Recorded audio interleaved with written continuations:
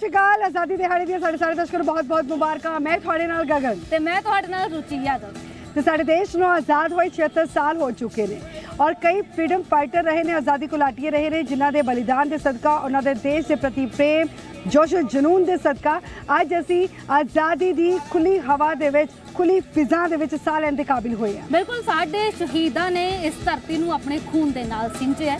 अंग्रेज़ां ने 250 सालां तक साडे भारत नूं गुलाम बना के रखिया, पर इन्हां शहीदां दे शहादत सदका, बलिदान सदका अज असी आज़ादी दा आनंद मान रहे हां। इस खुली फिजा दे विच, इस खुली हवा दे विच आज़ादी दा निग मान बिल्कुल रहे हां। रुचि, अंग्रेज़ों ने बहुत तशद्दद ढाए ने, लेकिन जो आज़ादी घुलाटिया ने संघर्ष विढ़िया, जो अंदोलन विढ़े ने, उसके करके अंग्रेज़ों को मूँह दी खानी पई ते भारत दे छड्ड के वापस जाना पिया। भारत दा बड़मुल्ला इतिहास की है, इस रिपोर्ट राਹੀਂ नजर मारते हैं।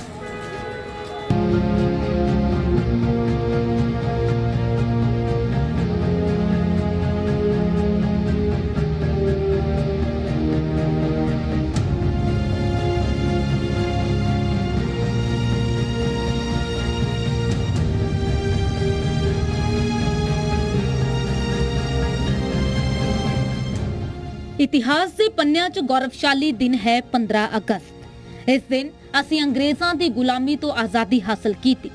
इस आज़ादी लई कईयां ने कुर्बानियां दित्तियां, अपना सब कुछ वार दिता साडे लई, तां जो असी आज़ाद फिजा च साह लै सकीए, अपने हक नाल, अपनी मर्जी नाल अपनी जिंदगी जी सकीए। भारत दे लई 15 अगस्त पुनर्जन्म दे वांग है, एक नवी शुरुआत है ते एक वखरा इतिहास है। भारत के तत्काली वायसराय लॉर्ड लुइस माउंटबेटन नूं ब्रिटिश संसद ने 30 जून 1948 तक भारत विच सत्ता की जिम्मेदारी सौंपी सी। इतिहासकारां दी मन्नीए ते जे माउंटबेटन ने 30 जून 1948 तक इंतजार कीता हुंदा तां उन्हां दे कोल राज करन दे लई कोई सत्ता नहीं बचदी। इसलिए माउंटबेटन ने अगस्त 1947 दे विच इह जिम्मेवारी पूरी कीती। ब्रिटिश हाउस ऑफ कॉमन्स च माउंटबेटन दी भेजी गई सूचनावां दे आधार ते इंडियन इंडिपेंडेंस बिल 4 जुलाई 1947 ਨੂੰ पेश किया गया सी। इस बिल ਨੂੰ ब्रिटिश संसद ने फौरन पास कर दिता। इस दे अनुसार 15 अगस्त 1947 ਨੂੰ भारत च ब्रिटिश राज समाप्त होना तय होया। हालांकि भारत की आजादी तो बाद हिंदू मुस्लिम दंगियां दे कारण भारत ते पाकिस्तान वख होके दो वख-वख मुल्क बने, जिन्हां ने ब्रिटिश कॉमनवेल्थ दे तहत रहना स्वीकार किया।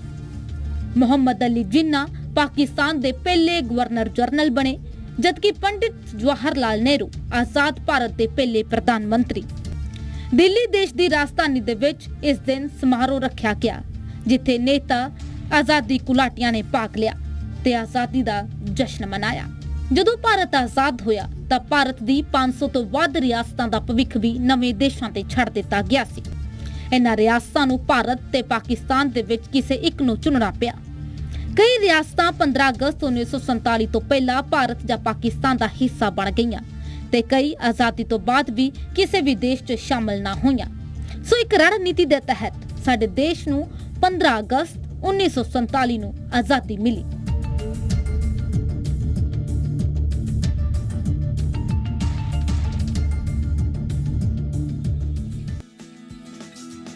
गगन, आखिर हमेशा ही जहन च एक सवाल होता है कि आखिर 15 अगस्त से क्यों?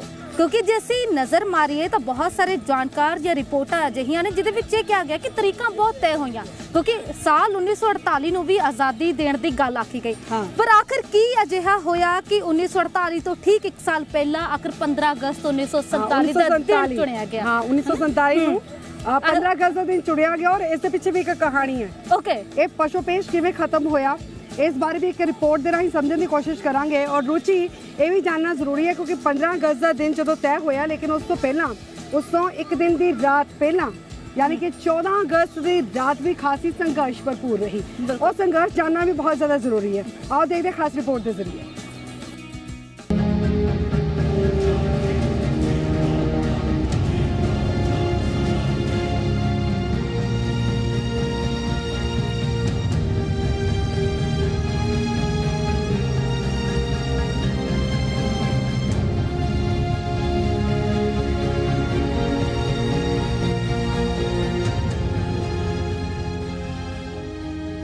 ਆਪਣੇ ਦੇਸ਼ ਪ੍ਰਤੀ ਜਨੂੰਨ ਨੂੰ ਪਹਿਚਾਣਦਿਆਂ ਦੇਸ਼ ਭਗਤਾਂ ਨੇ ਹਰ ਹਿੱਲੇ ਦੇਸ਼ ਨੂੰ ਆਜ਼ਾਦ ਕਰਵਾਉਣ ਦਾ ਸੋਚਿਆ ਸੀ ਤੇ ਇਸੇ ਸੋਚ ਨੂੰ ਪਹਿਰਾ ਦਿੰਦਿਆਂ 15 ਅਗਸਤ 1947 ਨੂੰ ਭਾਰਤ ਆਜ਼ਾਦ ਹੋਇਆ।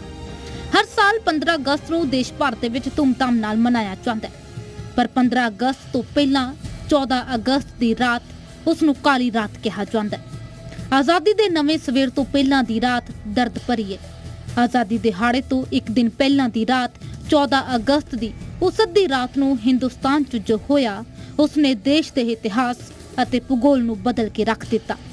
ਅਸੀਂ ਅੰਗਰੇਜ਼ਾਂ ਦੀ 250 ਸਾਲਾਂ ਦੀ ਗੁਲਾਮੀ ਤੋਂ ਆਜ਼ਾਦ ਤਾਂ ਹੋ ਗਏ, ਪਰ ਜਾਂਦੇ ਜਾਂਦੇ ਬਟਵਾਰੇ ਦਾ ਦਰਦ ਸਾਡੇ ਸੀਨੇ ਰਹਿ ਗਿਆ। 14 ਅਗਸਤ ਦੀ ਰਾਤ ਹਿੰਦੁਸਤਾਨ ਦੇ 2 ਟੁਕੜੇ ਹੋਏ, ਜਿਸ ਦੇ ਵਿੱਚ ਲੱਖਾਂ ਲੋਕ ਬੇਘਰ ਹੋਏ। ਇੱਕ ਪਾਸੇ ਭਾਰਤ ਤਾਂ ਦੂਜੇ ਪਾਸੇ ਪਾਕਿਸਤਾਨ ਬਣਿਆ। ਬਟਵਾਰੇ ਦੇ ਦੌਰਾਨ ਚਾਰੇ ਪਾਸੇ ਹਿੰਸਾ ਫੈਲੀ ਹੋਈ ਸੀ। ਲੋਕ ਜਿਨ੍ਹਾਂ ਨਾਲ ਉੱਠਦੇ ਬੈਠਦੇ ਹੁਣ ਉਹ ਦੁਸ਼ਮਣ ਬਣ ਚੁੱਕੇ ਸੀ। ਬਟਵਾਰੇ ਦੀ ਇਹ ਦਰਦ ਨੇ ਲੱਖਾਂ ਦੀ ਜਾਨਾਂ ਲੈ ਲਈਆਂ। ਸਰਹੱਦ ਦੇ ਦੋਵਾਂ ਪਾਸਿਓਂ ਲਗਭਗ 1 ਕਰੋੜ ਲੋਕ ਭਾਰਤ ਤੇ ਪਾਕਿਸਤਾਨ ਚਲੇ ਗਏ।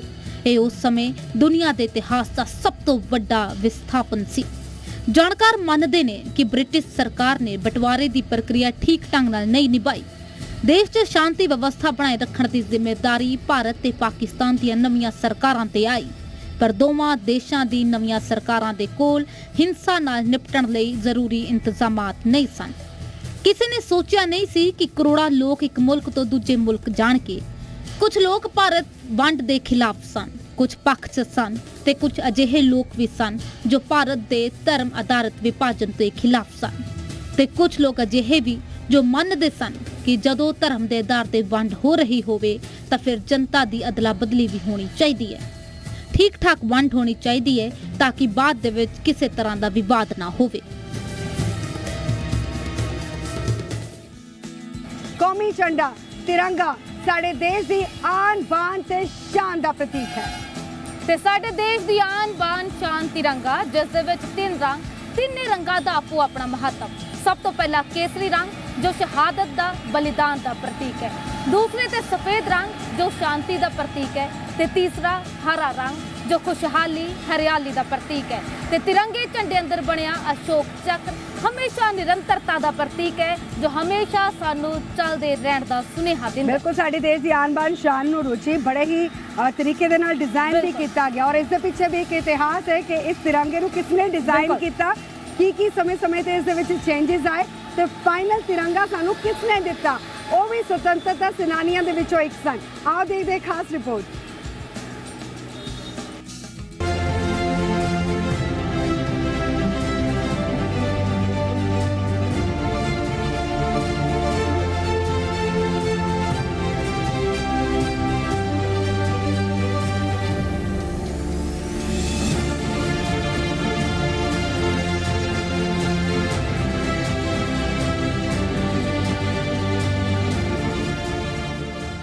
ਹਰ ਸਾਲ ਆਜ਼ਾਦੀ ਦਿਹਾੜੇ ਮੌਕੇ ਸਾਡੇ ਦੇਸ਼ ਦੀ ਆਨ ਬਾਨ ਤੇ ਸ਼ਾਨ ਸਾਡੇ ਕੌਮੀ ਤਿਰੰਗੇ ਨੂੰ ਬੜੇ ਫਖਰ ਦੇ ਨਾਲ ਫਹਿਰਾਇਆ ਜਾਂਦਾ ਹੈ। ਸਭ ਜਾਣਦੇ ਨੇ ਤਿਰੰਗਾ ਯਾਨੀ ਕਿ 3 ਰੰਗਾਂ ਵਾਲਾ, ਜਿਸ ਦੇ ਵਿੱਚ ਰੰਗ ਨੇ ਕੇਸਰੀ, ਸਫੇਦ, ਹਰਾ, ਜੋ ਕਿ ਬਲੀਦਾਨ, ਸ਼ਾਂਤੀ ਤੇ ਹਰਿਆਲੀ ਨੂੰ ਦਰਸਾਉਂਦਾ ਹੈ, ਤੇ ਇਸ 'ਚ ਬਣਿਆ ਅਸ਼ੋਕ ਚੱਕਰ ਸਮੇਂ ਨੂੰ ਦਰਸਾਉਂਦਾ ਹੈ। ਆਜ਼ਾਦ ਦੇਸ਼ ਦੇ ਸੰਵਿਧਾਨ ਦੇ ਨਿਰਮਾਣ ਲਈ ਜਿੱਥੇ ਨਿਰਮਾਤਾ ਜੁਟੇ ਹੋਏ ਸਨ ਤਾਂ ਦੇਸ਼ ਦੇ ਤਿਰੰਗੇ ਨੂੰ ਤਿਆਰ ਕਰਨ 'ਚ ਜੁਟੇ ਹੋਏ ਸੀ ਪਿੰਗਲੀ ਵੈਂਕਈਆ। ਇਹ ਉਹ ਸ਼ਖਸੀਅਤ ਜਿਨ੍ਹਾਂ ਦਾ ਨਾਮ ਆਜ਼ਾਦੀ ਘੁਲਾਟੀਆਂ 'ਚ ਆਉਂਦਾ ਹੈ। ਇਸ ਆਜ਼ਾਦੀ ਦੇ ਪਰਵਾਨੇ ਨੇ 1916 ਤੋਂ 1921 ਤੱਕ ਦੁਨੀਆ ਭਰ ਦੇ ਕਈ ਦੇਸ਼ਾਂ ਦੇ ਕੌਮੀ ਝੰਡਿਆਂ ਦਾ ਅਧਿਐਨ ਕੀਤਾ। ਕਰੀਬ 5 ਸਾਲ ਬਾਅਦ ਵਿਜੇਵਾੜਾ 'ਚ ਹੋਏ ਭਾਰਤੀ ਰਾਸ਼ਟਰੀ ਕਾਂਗਰਸ ਦੇ ਕਨਵੋਕੇਸ਼ਨ 'ਚ ਪਿੰਗਲੀ ਵੈਂਕਈਆ ਨੇ ਮਹਾਤਮਾ ਗਾਂਧੀ ਨੂੰ ਲਾਲ ਹਰੇ ਰੰਗ ਦੇ ਝੰਡੇ ਦਾ ਡਿਜ਼ਾਈਨ ਵਿਖਾਇਆ। ਤਦ ਗਾਂਧੀ ਜੀ ਦੇ ਸੁਝਾਅ ਤੇ ਉਹਨਾਂ ਨੇ ਸ਼ਾਂਤੀ ਦਾ ਪ੍ਰਤੀਕ ਸਫੇਦ ਰੰਗ ਨੂੰ ਇਸ ਕੌਮੀ ਝੰਡੇ 'ਚ ਸ਼ਾਮਲ ਕੀਤਾ। ਕਰੀਬ 10 ਸਾਲ ਬਾਅਦ ਸਾਲ 1931 'ਚ ਤਿਰੰਗੇ ਨੂੰ ਅਪਣਾਉਣ ਦਾ ਪ੍ਰਸਤਾਵ ਪਾਸ ਕੀਤਾ ਗਿਆ। ਹਾਲਾਂਕਿ ਇਸ ਪ੍ਰਸਤਾਵ ਦੇ ਵਿੱਚ ਕੁਝ ਸੋਧਾਂ ਵੀ ਕੀਤੀਆਂ ਗਈਆਂ, ਜਿਵੇਂ ਝੰਡੇ 'ਚੋਂ ਲਾਲ ਰੰਗ ਦੀ ਥਾਂ ਕੇਸਰੀ ਰੰਗ ਜੋੜਿਆ ਗਿਆ।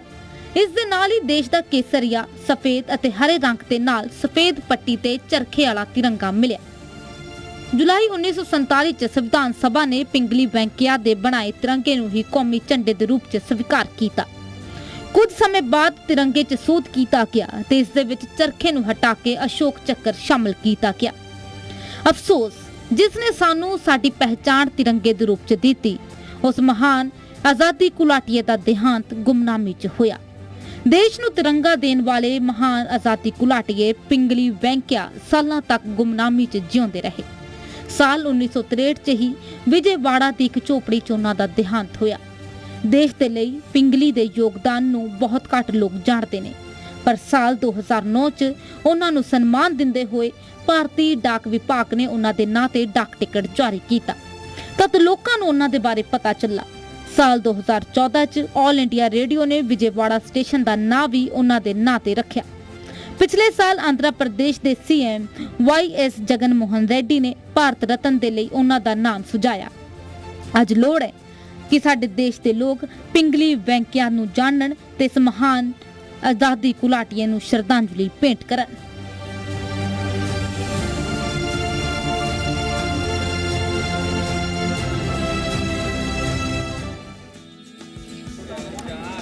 ਸ਼ਹੀਦ ਆਜ਼ਮ ਭਗਤ ਸਿੰਘ, ਸੁਖਦੇਵ ਤੇ ਰਾਜਗੁਰੂ। ਰੁਚੀ ਇਹਨਾਂ ਦੇ ਕਿੱਸੇ ਤਾਂ ਅਸੀਂ ਅਕਸਰ ਇਹਨਾਂ ਦੀਆਂ ਸ਼ਹਾਦਤਾਂ ਦੇ ਕਿੱਸੇ ਅਸੀਂ ਅਕਸਰ ਸੁਣਦੇ ਹਾਂ, ਪੜ੍ਹਦੇ ਵੀ ਹਾਂ, ਲੋਕ ਜਾਣਦੇ ਵੀ ਨੇ, ਲੇਕਿਨ ਬਾਵਜੂਦ ਇਸ ਦੇ ਇਹਨਾਂ ਦੇ ਬਾਵਜੂਦ ਵੀ ਬਹੁਤ ਸਾਰੇ ਇਸ ਤਰ੍ਹਾਂ ਦੇ ਹੀਰੋਜ਼ ਨੇ, ਫਰੀडम ਫਾਈਟਰਸ ਰਹੇ ਨੇ ਜਿਨ੍ਹਾਂ ਨੇ ਆਜ਼ਾਦੀ ਦੇ ਸੰਘਰਸ਼ ਦੇ ਵਿੱਚ ਆਪਣਾ ਵਡਮੁੱਲਾ ਯੋਗਦਾਨ ਪਾਇਆ। ਉਹਨਾਂ ਦੇ ਬਾਰੇ ਜਾਣਨਾ ਵੀ ਬਹੁਤ ਜ਼ਿਆਦਾ ਜ਼ਰੂਰੀ ਹੈ। ਉਹ ਕਿਹੜੇ ਆਜ਼ਾਦੀ ਘੁਲਾਟੀਏ ਨੇ ਜਿਨ੍ਹਾਂ ਦੇ ਸਦਕਾ ਅੱਜ ਅਸੀਂ ਜਿਉ ਰਹੇ ਹਾਂ ਤੇ ਆਜ਼ਾਦੀ ਦਾ ਆਨੰਦ ਮਾਣ ਰਹੇ ਹਾਂ। ਇਸ ਰਿਪੋਰਟ ਆ ਇੱਕ ਨਜ਼ਰ ਜ਼ਰੂਰ ਮਾਰਾਂਗੇ।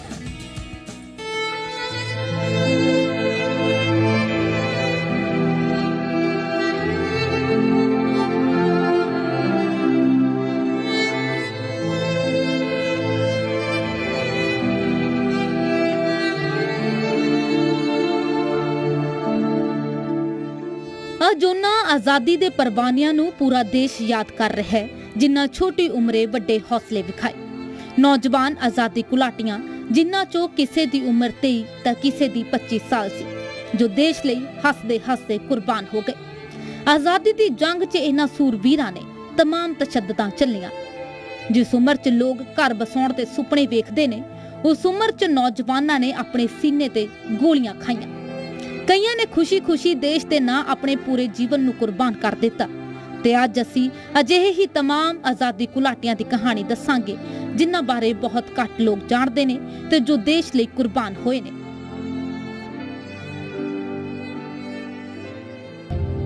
ਮੰਗਲ ਪਾਂਡੇ ਉੱਤਰ ਪ੍ਰਦੇਸ਼ ਦੇ ਬਲੀਆ ਜ਼ਿਲ੍ਹੇ ਦੇ ਨਗਵਾ ਪਿੰਡ 'ਚ ਜਨਮੇ ਮੰਗਲ ਪਾਂਡੇ ਆਜ਼ਾਦੀ ਸੰਗਰਾਮ ਦੇ ਪਹਿਲੇ ਹੀਰੋ ਰਹੇ। ਸਨ 1849 ਦੀ ਗੱਲ ਹੈ ਜਦ ਮੰਗਲ ਪਾਂਡੇ ਦੀ ਉਮਰ 22 ਸਾਲ ਦੀ ਸੀ। ਉਸ ਵੇਲੇ ਉਹ ਬ੍ਰਿਟਿਸ਼ ਈਸਟ ਇੰਡੀਆ ਕੰਪਨੀ ਦੀ ਫੌਜ 'ਚ ਸ਼ਾਮਲ ਹੋਏ ਸਨ। ਮੰਗਲ ਪੱਛਮੀ ਬੰਗਾਲ ਦੇ ਬੈਰਕਪੁਰ ਦੀ ਸੈਨਿਕ ਛਾਵਣੀ ਦੀ 34ਵੀਂ ਬੰਗਾਲ ਨੇਟਿਵ ਇਨਫੈਂਟਰੀ ਦੀ ਪੈਦਲ ਫੌਜ ਦੇ ਸਿਪਾਹੀ ਸਨ, ਜਿੱਥੇ ਗਾਵਾਂ ਤੇ ਸੂਅਰ ਦੀ ਚਰਬੀ ਵਾਲੀ ਰਾਈਫਲ ਦੀ ਨਵੀਂ ਕਾਰਤੂਸਾਂ ਦਾ ਇਸਤੇਮਾਲ ਸ਼ੁਰੂ ਹੋਇਆ। ਇਸ ਦੇ ਚੱਲਦੇ ਹਿੰਦੂ ਤੇ ਮੁਸਲਮ ਫੌਜਾਂ 'ਚ ਆਕਰੋਸ਼ ਵਧਿਆ। 9 ਫਰਵਰੀ 1857 ਨੂੰ ਮੰਗਲ ਪਾਂਡੇ ਨੇ ਗਾਵਾਂ ਤੇ ਸੂਅਰ ਦੀ ਚਰਬੀ ਨਾਲ ਬਣਨ ਵਾਲੇ ਕਾਰਤੂਸਾਂ ਦੀ ਵਰਤੋਂ ਕਰਨ ਤੋਂ ਇਨਕਾਰ ਕਰ ਦਿੱਤਾ। 29 ਮਾਰਚ ਸਨ 1857 ਨੂੰ ਅੰਗਰੇਜ਼ ਅਫਸਰ ਮੇਜਰ ਹਿਊਸਨ ਮੰਗਲ ਪਾਂਡੇ ਤੇ ਉਹਨਾਂ ਦੀ ਰਾਈਫਲ ਖੋਹ ਲਈ ਗਈ। ਇਸ ਦੌਰਾਨ ਮੰਗਲ ਪਾਂਡੇ ਨੇ ਹਿਊਸਨ ਨੂੰ ਮਾਰਿਆ। ਇਸ ਤੋਂ ਇਲਾਵਾ ਅੰਗਰੇਜ਼ ਅਧਿਕਾਰੀ ਲੈਫਟੀਨੈਂਟ ਬਾਬ ਨੂੰ ਵੀ ਮਾਰ ਸੁੱਟਿਆ। ਇਸ ਦੇ ਨਾਲ ਹੀ ਮੰਗਲ ਪਾਂਡੇ ਨੇ ਅੰਗਰੇਜ਼ਾਂ ਦੇ ਖਿਲਾਫ ਇੱਕ ਜੰਗ ਛੇੜ ਦਿੱਤੀ। ਅੰਗਰੇਜ਼ਾਂ ਨੂੰ ਮਾਰਨ ਦੇ ਚੱਲਦਿਆਂ ਮੰਗਲ ਪਾਂਡੇ ਨੂੰ 8 ਅਪ੍ਰੈਲ 1857 ਨੂੰ ਮਹਿਜ਼ 30 ਸਾਲਾਂ ਦੀ ਉਮਰ ਦੇ ਵਿੱਚ ਫਾਂਸੀ ਦੇ ਦਿੱਤੀ ਗਈ। ਮੰਗਲ ਪਾਂਡੇ ਦੀ ਮੌਤ ਦੇ ਕੁਝ ਸਮੇਂ ਬਾਅਦ ਪਹਿਲਾ ਸੁਤੰਤਰਤਾ ਸੰਗਰਾਮ ਸ਼ੁਰੂ ਹੋਇਆ, ਜਿਸ ਨੂੰ 1857 ਦਾ ਵਿਦਰੋਹ ਵੀ ਕਿਹਾ ਜਾਂਦਾ ਹੈ।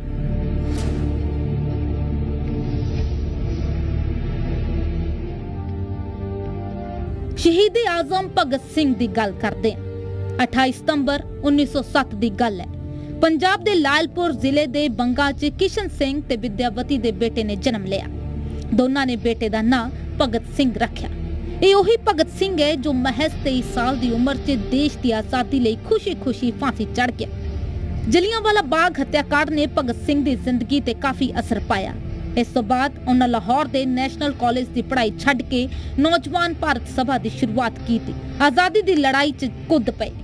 1922 'ਚ ਚੌਰੀ ਚੌਰਾ ਕਾਂਡ 'ਚ ਜਦੋਂ ਮਹਾਤਮਾ ਗਾਂਧੀ ਨੇ ਪੇਂਡੂਆਂ ਦਾ ਸਾਥ ਨਾ ਦਿੱਤਾ ਤਾਂ ਭਗਤ ਸਿੰਘ ਨਿਰਾਸ਼ ਹੋਏ ਤਾਂ ਦੋਨਾਂ ਚੰਦਰ ਸ਼ੇਖਰ ਆਜ਼ਾਦ ਦੇ ਗਦਰ ਦਲ 'ਚ ਸ਼ਾਮਲ ਹੋਏ। ਇਸ ਤੋਂ ਬਾਅਦ ਕਾਕੋਰੀ ਕਾਂਡ 'ਚ ਰਾਮ ਪ੍ਰਸਾਦ ਬਿਸਮਿਲ ਸਣੇ 4 ਕ੍ਰਾਂਤੀਕਾਰੀਆਂ ਨੂੰ ਫਾਂਸੀ ਤੇ 16 ਨੂੰ ਆਜੀਵਨ ਕਾਰਾਵਾਸ ਦੀ ਸਜ਼ਾ ਮਿਲਣ ਤੇ ਭਗਤ ਸਿੰਘ ਭੜਕ ਗਏ।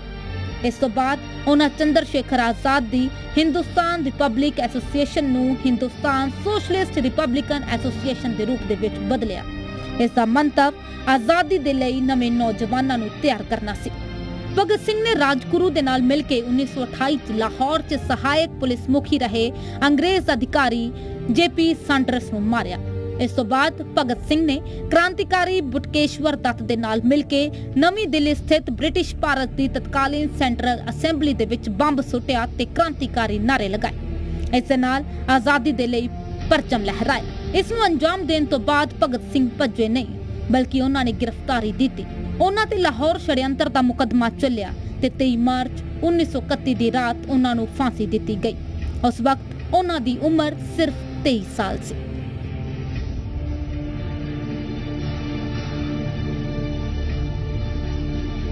ਚੰਦਰ ਸ਼ੇਖਰ ਆਜ਼ਾਦ ਦਾ ਜਨਮ 23 ਜੁਲਾਈ 1906 ਨੂੰ ਮੱਧ ਪ੍ਰਦੇਸ਼ ਦੇ ਅਲੀਰਾਜਪੁਰ ਸਥਿਤ ਭਾਵਰਾ 'ਚ ਹੋਇਆ। ਇਹਨਾਂ ਦਾ ਪੂਰਾ ਨਾਮ ਚੰਦਰ ਸ਼ੇਖਰ ਤਿਵਾਰੀ ਸੀ। ਲੋਕ ਇਹਨਾਂ ਨੂੰ ਆਜ਼ਾਦ ਕਹਿ ਕੇ ਬੁਲਾਉਂਦੇ ਸਨ। ਪਿਤਾ ਦਾ ਨਾਮ ਸੀਤਾਰਾਮ ਤਿਵਾਰੀ ਤੇ ਮਾਂ ਦਾ ਨਾਮ ਜਾਗਰਾਨੀ ਦੇਵੀ ਸੀ। 14 ਸਾਲ ਦੀ ਉਮਰ 'ਚ ਮੱਧ ਪ੍ਰਦੇਸ਼ ਤੋਂ ਆਜ਼ਾਦ ਬਨਾਰਸ ਆਏ, ਜਿੱਥੇ ਇੱਕ ਸੰਸਕ੍ਰਿਤ ਪਾਠਸ਼ਾਲਾ ਦੇ ਵਿੱਚ ਪੜ੍ਹਾਈ ਕੀਤੀ। ਇੱਥੇ ਹੀ ਉਹਨਾਂ ਨੇ ਕਾਨੂੰਨ ਭੰਗ ਅੰਦੋਲਨ 'ਚ ਵੀ ਯੋਗਦਾਨ ਦਿੱਤਾ। 1920-21 ਚ ਆਜ਼ਾਦ ਗਾਂਧੀ ਜੀ ਦੇ ਅਸਹਿਯੋਗ ਅੰਦੋਲਨ ਦੇ ਨਾਲ ਜੁੜੇ। ਬਾਅਦ ਚ ਕ੍ਰਾਂਤੀਕਾਰੀ ਫੈਸਲੇ ਖੁਦ ਵੀ ਲਏ। 1926 ਚ ਕਾਕੋਰੀ ਟ੍ਰੇਨ ਕਾਂਡ, ਫਿਰ ਵਾਇਸਰਾਏ ਦੀ ਟ੍ਰੇਨ ਨੂੰ ਉਡਾਉਣ ਦੀ ਕੋਸ਼ਿਸ਼। 1928 ਚ ਲਾਲਾ ਲਾਜਪਤ ਰਾਏ ਦੀ ਮੌਤ ਦਾ ਬਦਲਾ ਲੈਣ ਦੇ ਲਈ ਸਾਂਡਰਸ ਤੇ ਗੋਲੀਬਾਰੀ ਕੀਤੀ। ਆਜ਼ਾਦ ਨੇ ਹੀ ਹਿੰਦੁਸਤਾਨ ਸਮਾਜਵਾਦੀ ਪ੍ਰਜਾਤੰਤਰ ਸਭਾ ਦਾ ਗਠਨ ਕੀਤਾ। 27 ਫਰਵਰੀ 1931 ਨੂੰ ਉਹ ਪ੍ਰਯਾਗਰਾਜ ਦੇ ਐਲਫਰੈਡ ਪਾਰਕ 'ਚ ਆਪਣੇ ਕ੍ਰਾਂਤੀਕਾਰੀ ਸਾਥੀਆਂ ਦੇ ਨਾਲ ਗੱਲ ਕਰ ਰਹੇ ਸਨ। ਇਸ ਦੌਰਾਨ CID ਦਾ SSP ਨੌਟ ਬਾਬਰ ਜੀਪ ਦੇ ਵਿੱਚ ਪਹੁੰਚਿਆ। ਉਸ ਦੇ ਨਾਲ ਵੱਡੀ ਗਿਣਤੀ ਦੇ ਵਿੱਚ ਪੁਲਿਸ ਫੋਰਸ ਸੀ। ਕਿਸੇ ਨੇ ਚੰਦਰ ਸ਼ੇਖਰ ਆਜ਼ਾਦ ਦੀ ਮੁਖਬਰੀ ਕਰ ਦਿੱਤੀ ਸੀ।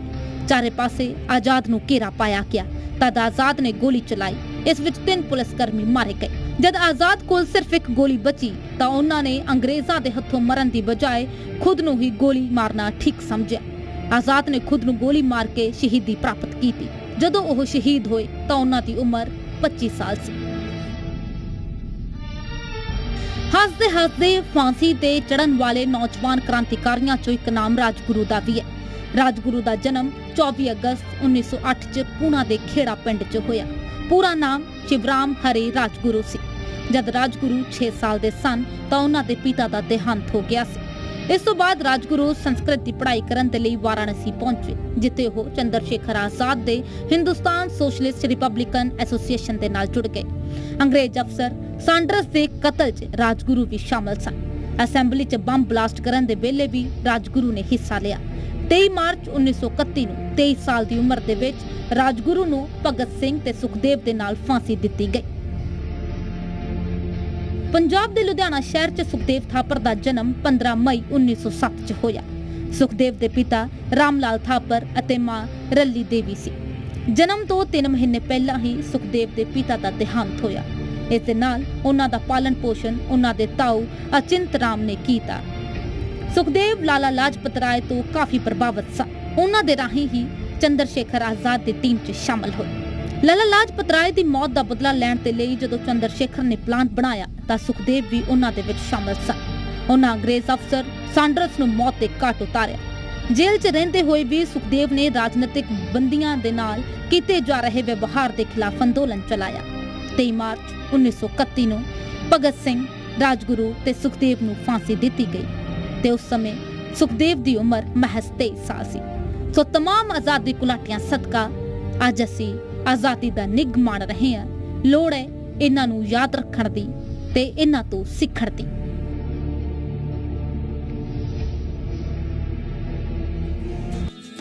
ਤੇ ਜਦੋਂ ਅਸੀਂ ਆਜ਼ਾਦੀ ਦੇ ਸੰਘਰਸ਼ ਦੀ ਗੱਲ ਕਰਦੇ ਹਾਂ ਤਾਂ ਅਸੀਂ ਮਹਿਲਾਵਾਂ ਦੇ ਯੋਗਦਾਨ ਨੂੰ ਨਜ਼ਰਅੰਦਾਜ਼ ਨਹੀਂ ਕਰ ਸਕਦੇ। ਬਿਲਕੁਲ, ਕਿਉਂਕਿ ਉਸ ਸਮੇਂ ਦੇ ਵਿੱਚ ਜਦੋਂ ਪੁਰਸ਼ਾਂ ਨੇ ਇਸ ਆਜ਼ਾਦੀ ਦੇ ਲਈ ਸੰਘਰਸ਼ ਕੀਤਾ ਤਾਂ ਉਸੇ ਦੌਰ ਦੇ ਵਿੱਚ ਇੱਕ ਪੁਰਾਣੀ ਰੀਤੀ ਰਿਵਾਜ਼ਾਂ ਦੀਆਂ ਬੇੜੀਆਂ ਨੂੰ ਤੋੜਦੇ ਹੋਏ ਆਜ਼ਾਦੀ ਦੇ ਲਈ ਸੰਘਰਸ਼ ਕਰਨਾ, ਆਜ਼ਾਦੀ ਦੇ ਵਿੱਚ ਯੋਗਦਾਨ ਪਾਉਣਾ ਬਹੁਤ ਵੱਡਾ ਕੰਮ ਹੈ ਤੇ ਇੱਕ ਬਹੁਤ ਵੱਡਾ ਬਿਲਕੁਲ ਉਹਨਾਂ ਬੰਦਿਸ਼ਾਂ ਤੋਂ ਖੁਦ ਨੂੰ ਆਜ਼ਾਦ ਕਰਨਾ, ਤੇ ਦੇਸ਼ ਨੂੰ ਗੁਲਾਮੀ ਦੀਆਂ ਜ਼ੰਜੀਰਾਂ ਤੋਂ ਆਜ਼ਾਦ ਕਰਵਾਉਣਾ ਇੱਕ ਬਹੁਤ ਵੱਡੀ ਚੁਣੌਤੀ ਸੀ। ਉਸ ਦੌਰ ਦੇ ਵਿੱਚ ਮਹਿਲਾਵਾਂ ਜਦੋਂ ਰੀਤੀ ਰਿਵਾਜ਼ਾਂ ਦੇ ਵਿੱਚ ਬੰਨੀਆਂ ਹੁੰਦੀਆਂ ਨੇ, ਘਰ ਦੇ ਚੂਲੇ ਚੌਕੇ ਤੱਕ ਹੀ ਸੀਮਿਤ ਹੁੰਦੀਆਂ ਨੇ, ਲੇਕਿਨ ਉਸ ਚੀਜ਼ ਨੂੰ ਵੀ ਕਾਇਮ ਰੱਖਿਆ। ਉਹਨਾਂ ਨੇ ਆਪਣਾ ਘਰ-ਬਾਰ ਵੀ ਸੰਭਾਲਿਆ ਔਰ ਇਸ ਦੇ ਨਾਲ ਦੇਸ਼ ਦੀ ਜੰਗ ਆਜ਼ਾਦੀ ਦੇ ਵਿੱਚ ਆਪਣਾ ਵਡਮੁੱਲਾ ਯੋਗਦਾਨ ਪਾਇਆ। ਉਹਨਾਂ ਦੇ ਯੋਗਦਾਨ ਤੇ ਵੀ ਇੱਕ ਨਜ਼ਰ। ਭਾਰਤ ਦੀ ਆਜ਼ਾਦੀ ਦੀ ਗੱਲ ਹੋਵੇ ਤਾਂ ਮਹਿਲਾਵਾਂ ਦੀ ਭੂਮਿਕਾ ਨੂੰ ਨਜ਼ਰਅੰਦਾਜ਼ ਨਹੀਂ ਕੀਤਾ ਜਾ ਸਕਦਾ। ਇਸ ਅੰਦੋਲਨ 'ਚ ਜਿੱਥੇ ਪੁਰਸ਼ਾਂ ਦਾ ਹਿੱਸਾ ਲੈਣਾ ਆਸਾਨ ਸੀ, ਉੱਥੇ ਹੀ ਮਹਿਲਾਵਾਂ ਲਈ ਉਨਾ ਹੀ ਮੁਸ਼ਕਲ। ਅੰਦੋਲਨ 'ਚ ਭਾਗ ਲੈਣ ਦਾ ਮਤਲਬ ਸਮਾਜ 'ਚੋਂ ਬਰਸਾਂ ਦੀਆਂ ਚੱਲੀਆਂ ਆ ਰਹੀਆਂ ਬੇੜੀਆਂ ਪ੍ਰਥਾਵਾਂ ਨੂੰ ਤੋੜਦੇ ਹੋਏ ਅੱਗੇ ਵਧਣਾ। ਇਹਨਾਂ ਸਾਰੀ ਬੇੜੀਆਂ ਨੂੰ ਤੋੜਦੇ ਹੋਏ ਸਰੋਜਨੀ ਨਾਇਡੂ, ਭੀਖਾਜੀ ਕਾਮਾ ਤੇ ਸਾਵਿਤਰੀ ਬਾਈ ਫੂਲੇ ਨੇ ਆਜ਼ਾਦੀ ਦੀ ਇਸ ਲੜਾਈ 'ਚ ਪੁਰਸ਼ਾਂ ਦੇ ਨਾਲ ਮੋਢਾ ਜੋੜ ਕੇ ਕਦਮ ਵਧਾਏ। ਇਹੀ ਨਹੀਂ, ਉਸ ਸਮੇਂ ਮਹਿਲਾਵਾਂ ਨੂੰ ਪਰਦੇ ਦੇ ਪਿੱਛੇ ਰੱਖਿਆ ਜਾਂਦਾ ਸੀ। ਉਸ ਦੌਰ 'ਚ ਇਹਨਾਂ ਮਹਿਲਾਵਾਂ ਨੇ ਦੇਸ਼ ਨੂੰ ਆਜ਼ਾਦ ਕਰਵਾਉਣ ਦੇ ਵਿੱਚ ਜ਼ਮੀਨ ਤੇ ਅਸਮਾਨ ਇੱਕ ਕੀਤਾ। ਕੋਕਿਲਾ ਨਾਂ ਤੋਂ ਪੁਕਾਰੀ ਜਾਣ ਵਾਲੇ ਸਰੋਜਨੀ ਨਾਇਡੂ ਦਾ ਨਾਮ ਇਤਿਹਾਸ 'ਚ ਦਰਜ ਕੀਤਾ ਗਿਆ। ਇਹ ਭਾਰਤੀ ਰਾਸ਼ਟਰੀ ਕਾਂਗਰਸ ਦੀ ਪਹਿਲੀ ਮਹਿਲਾ ਮੁਖੀ ਬਣੇ, ਜਿਸ ਤੋਂ ਬਾਅਦ ਮਹਿਲਾਵਾਂ ਦੇ ਹੱਕ ਦੀ ਲੜਾਈ ਦੇ ਲਈ ਲੜਨਾ ਆਸਾਨ ਹੋ ਗਿਆ। ਸਰੋਜਨੀ ਨਾਇਡੂ ਨੇ ਸਮਾਜ ਦੀਆਂ ਕੁਰੀਤੀਆਂ ਦੇ ਖਿਲਾਫ ਮਹਿਲਾਵਾਂ ਨੂੰ ਜਾਗਰੂਕ ਕੀਤਾ। ਇਸ ਦੇ ਨਾਲ ਹੀ ਆਜ਼ਾਦੀ ਦੇ ਅੰਦੋਲਨ 'ਚ ਵੀ ਵੱਧ ਚੜ੍ਹ ਕੇ ਹਿੱਸਾ ਲਿਆ। ਉਹ ਨਾ ਸਿਰਫ ਆਜ਼ਾਦੀ ਤੇ ਰਾਜਨੀਤੀ ਦੇ ਵਿੱਚ ਅੱਗੇ ਸਨ, ਬਲਕਿ ਲੇਖਣ ਦੇ ਵਿੱਚ ਵੀ ਉਹਨਾਂ ਦਾ ਵਧੇਰੇ ਰੁਝਾਨ ਸੀ। ਸਰੋਜਨੀ ਨਾਇਡੂ ਨੇ ਆਪਣੇ ਜੀਵਨ ਕਾਲ ਦੇ ਵਿੱਚ ਕਈ ਨਾਮੀ ਕਿਤਾਬਾਂ ਲਿਖੀਆਂ। ਵਿਦੇਸ਼ ਦੇ ਵਿੱਚ ਤਿਰੰਗਾ ਫਹਿਰਾਉਣ ਵਾਲੀ ਪਹਿਲੀ ਮਹਿਲਾ ਸੀ ਭੀਖਾਜੀ ਕਾਮਾ। ਭਾਰਤੀ ਮਹਿਲਾ ਆਜ਼ਾਦੀ ਘੁਲਾਟੀਆਂ ਦੇ ਵਿੱਚ ਭੀਖਾਜੀ ਕਾਮਾ ਦਾ ਨਾਂ ਵੀ ਸੁਨਹਿਰੇ ਅੱਖਰਾਂ 'ਚ ਦਰਜ ਹੈ। ਖਾਸ ਗੱਲ ਇਹ ਹੈ ਕਿ ਭੀਖਾਜੀ ਕਾਮਾ ਵਿਦੇਸ਼ 'ਚ ਭਾਰਤ ਦਾ ਝੰਡਾ ਫਹਿਰਾਉਣ ਵਾਲੀ ਪਹਿਲੀ ਮਹਿਲਾ ਸੀ। ਇਸ ਤੋਂ ਬਾਅਦ ਦੂਸਰੀ ਮਹਿਲਾਵਾਂ 'ਚ ਵੀ ਇਹਨਾਂ ਦਾ ਅਸਰ ਵੇਖਣ ਨੂੰ ਮਿਲਿਆ। ਅੰਦੋਲਨ 'ਚ ਮਹਿਲਾਵਾਂ ਦੀ ਗਿਣਤੀਆਂ 'ਚ ਇਜ਼ਾਫਾ ਹੋਇਆ। ਭਾਰਤੀ ਮਹਿਲਾ ਸੁਤੰਤਰ ਸੈਨਾਨੀ ਭੀਖਾਜੀ ਕਾਮਾ ਨੇ 33 ਸਾਲ ਬਿਮਾਰੀ ਤੇ ਚੱਲਦਿਆਂ ਭਾਰਤ ਤੋਂ ਦੂਰੀ ਬਣਾਈ। ਫਿਰ ਵੀ ਉਹਨਾਂ ਨੇ ਹਾਰ ਨਹੀਂ ਮੰਨੀ ਤੇ ਆਜ਼ਾਦੀ ਨੂੰ ਲੈ ਕੇ ਆਪਣਾ ਸੁਪਨਾ ਕਾਇਮ ਰੱਖਿਆ। ਦੇਸ਼ ਦੀ ਪਹਿਲੀ ਮਹਿਲਾ ਅਧਿਆਪਿਕਾ ਸਾਵਿਤਰੀ ਬਾਈ ਫੂਲੇ ਦਾ ਨਾਂ ਭਲਾ ਕੌਣ ਨਹੀਂ ਜਾਣਦਾ। ਇਹ ਦੇਸ਼ ਦੀ ਪਹਿਲੀ ਮਹਿਲਾ ਅਧਿਆਪਕ ਬਣੇ ਸਨ। ਇਹਨਾਂ ਨੇ ਸਮਾਜ 'ਚ ਮਹਿਲਾਵਾਂ ਦੇ ਲਈ ਸਿੱਖਿਆ ਦੀ ਲੋੜ ਜਗਾਈ। ਭਾਰਤੀ ਮਹਿਲਾ ਅੰਦੋਲਨ ਦੀ ਯਾਤਰਾ ਦੇ ਵਿੱਚ ਸਾਵਿਤਰੀ ਬਾਈ ਫੂਲੇ ਨੇ ਅਹਿਮ ਭੂਮਿਕਾ ਨਿਭਾਈ। ਇਸ ਤੋਂ ਬਾਅਦ ਸਮਾਜ 'ਚ ਸਿੱਖਿਆ ਨੂੰ ਲੈ ਕੇ ਵੀ ਕਈ ਲੜਾਈਆਂ ਲੜੀਆਂ। ਸਾਲ 1848 'ਚ ਮਹਾਰਾਸ਼ਟਰ ਦੇ ਪੁਣੇ 'ਚ ਦੇਸ਼ ਦੇ ਪਹਿਲੇ ਬਾਲਿਕਾ ਸਕੂਲ ਦੀ ਸਥਾਪਨਾ ਇਹਨਾਂ ਨੇ ਹੀ ਕੀਤੀ।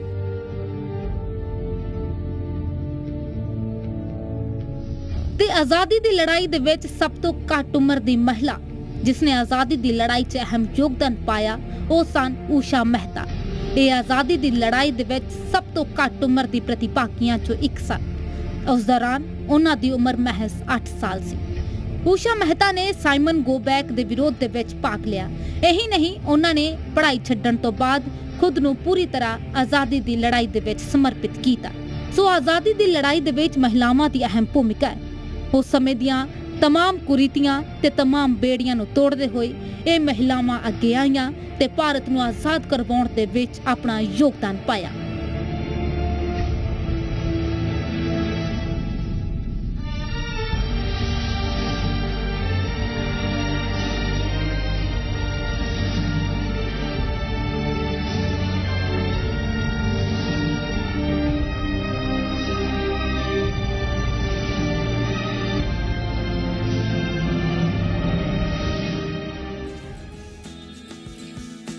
सेवा देश दे जिंदड़ीए बड़ी औखी गल्लां करनियां ढेर सुखलियां ने जिन्ना देश सेवा विच पैर पाया उन्ना लख मुसीबतां झल्लियां ने। बिल्कुल, बहुत मुसीबतां चल के ये असी देश की आज़ादी का मान महसूस कर रहे हैं और देश साडा जो है अज उस मुकाम तक पहुँच चुके हैं कि विदेशों तक साडे देश की आन बान ते शान दे चर्चे हुंदे ने। ये आज़ादी सानू इन्नी आसानी दे नाल नहीं मिली है, बहुत कुर्बानियां हुई ने, खुद नूं मिट्टी दे विच रोलिया जंग आज़ादी दे शहीदां ने। ਬਿਲਕੁਲ ਗਗਨ, ਸਾਡੇ ਇਸ ਖਾਸ ਪੇਸ਼ਕਸ਼ ਦਾ ਮਕਸਦ ਹੀ ਇਹ ਸੀਗਾ ਕਿ ਜੋ ਸਾਨੂੰ ਇੰਨੀ ਕੁਰਬਾਨੀਆਂ ਦੇ ਕੇ, ਇੰਨੀ ਲਾਸਾਨੀ ਸ਼ਹਾਦਤਾਂ ਦੇ ਕੇ ਸਾਨੂੰ ਇਹ ਆਜ਼ਾਦੀ ਮਿਲੀ ਹੈ, ਜਿਸ ਦਾ ਅਸੀਂ ਅੱਜ ਆਨੰਦ ਮਾਣ ਰਹੇ ਹਾਂ, ਲੋੜ ਹੈ ਉਸ ਆਜ਼ਾਦੀ ਨੂੰ ਸੰਭਾਲ ਕੇ ਰੱਖਣ ਦੀ, ਉਸ ਮਹਾਨ ਭਾਰਤ ਨੂੰ ਸੰਭਾਲ ਕੇ ਰੱਖਣ ਦੀ। ਬਿਲਕੁਲ, ਇਹ ਖਾਸ ਪ੍ਰੋਗਰਾਮ ਸਾਡਾ ਤੁਹਾਡੇ ਤੱਕ ਪਹੁੰਚਾਉਣ ਦਾ ਮਕਸਦ ਇਹੀ ਸੀ ਕਿ ਨੌਜਵਾਨ ਪੀੜ੍ਹੀ ਵੀ ਸੇਧ ਲੈ ਸਕਣ ਇਹਨਾਂ तमाम ਕੁਰਬਾਨੀਆਂ ਤੋਂ, ਦੇਸ਼ ਪ੍ਰਤੀ, ਆਪਣੇ ਸਮਾਜ ਪ੍ਰਤੀ ਫਰਜ਼ਾਂ ਨੂੰ ਨੌਜਵਾਨ ਪੀੜ੍ਹੀ ਸਮਝ ਸਕੇ, ਤਾਂ ਕਿ ਜੋ ਸਮਾਜਿਕ ਬੁਰਾਈਆਂ ਨੇ ਉਹਨਾਂ ਨੂੰ ਦੂਰ ਕਰਕੇ ਇੱਕ ਚੰਗੇ ਸਮਾਜ ਦੀ ਸਿਰਜਣਾ ਹੋ ਸਕੇ, ਇੱਕ ਚੰਗੇ ਦੇਸ਼ ਦੀ ਸਿਰਜਣਾ ਹੋ ਸਕੇ। ਜਾਂਦੇ ਹਨ ਸਾਡੇ ਸਾਰੇ ਦਰਸ਼ਕਾਂ ਨੂੰ ਇੱਕ ਵਾਰ ਫਿਰ ਤੋਂ ਬਹੁਤ ਬਹੁਤ ਮੁਬਾਰਕਾਂ।